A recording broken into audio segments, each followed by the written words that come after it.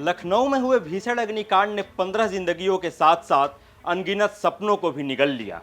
अग्निकांड में अपने परिजनों को खो चुके लोग आज चीख चीख कर पूछ रहे हैं, आखिर खामियां कहां थी, आग क्यों लगी और आखिर इस भयावह हादसे का जिम्मेदार कौन है।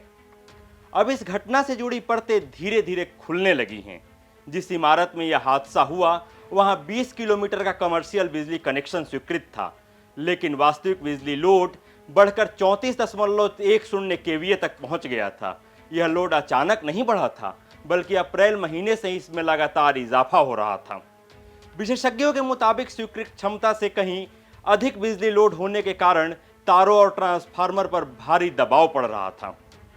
भीषण गर्मी, ओवरलोडिंग की वजह से शॉर्ट सर्किट की आशंका जताई जा रही है। बहुत बड़ा खुलासा है कि जिस तरीके से ये रिहायशी बिल्डिंग थी और रिहायशी इलाका था यहाँ पर, और कॉमर्शियल यहाँ पर जो कनेक्शन था वो दिया गया था, और उसको लेकर भी उस कनेक्शन पर ओवरलोड था, यानी कि कई अधिकारियों को चेक करना था लेकिन उन्होंने इसको चेक नहीं किया, और जिसके बाद भी कहीं ना कहीं जो फॉल्ट का है वो भी बराबर आता रहा। जो एमसीवीज हैं वो बार बार गिरती रही, इसकी शिकायत भी कई छात्रों ने कई बार की, लेकिन इसके बावजूद भी कोई इस पर रुख लेने वाला नहीं था। और यही नहीं, जब कॉमर्शियल कनेक्शन दिया गया तो आखिर उसकी मॉनिटर क्यों नहीं की, ये भी बहुत बड़ा सवाल उठ रहा है। और 21 किलोवाट का जो कॉमर्शियल कनेक्शन है उसमें करीब 8 से 10 एसी चलाए जा रहे थे, जो कि ऑलरेडी अपने आप ओवरलोड थे, यानी तकरीबन 33 किलोवाट तक का किलोवाट है, उस पर इतना ज़्यादा लोड पड़ रहा था, और कहीं ना कहीं इन बच्चों की जो जान है वो जोखिम में डाली जा रही थी। लेकिन जो अधिकारी हैं वो बिल्कुल भी सुध लेने को तैयार नहीं थे, ना ही बिजली विभाग के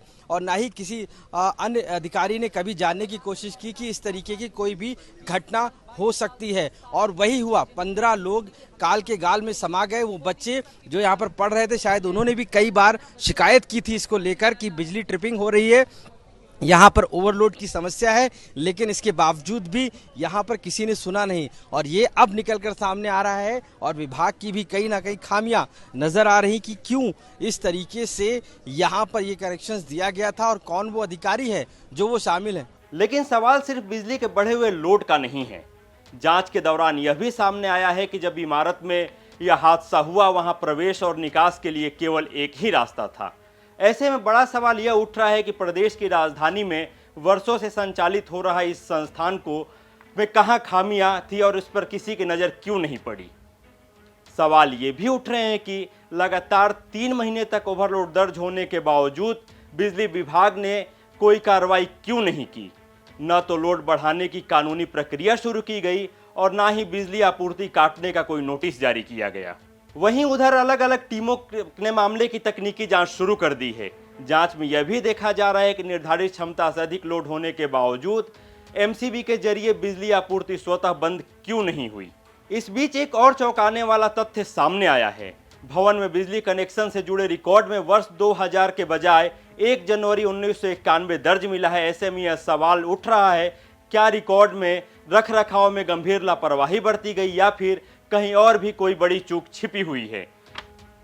फिलहाल जांच एजेंसियां हादसे के हर पहलू की पड़ताल कर रही हैं, लेकिन 15 लोगों की मौत के बाद उठ रहे सवाल सिर्फ एक इमारत या एक संस्थान तक सीमित नहीं है। सवाल पूरे सिस्टम की जवाबदेही पर है। अब देखना यह होगा कि जांच में जिम्मेदार कौन साबित होता है और पीड़ित परिवारों को न्याय कब तक मिलता है।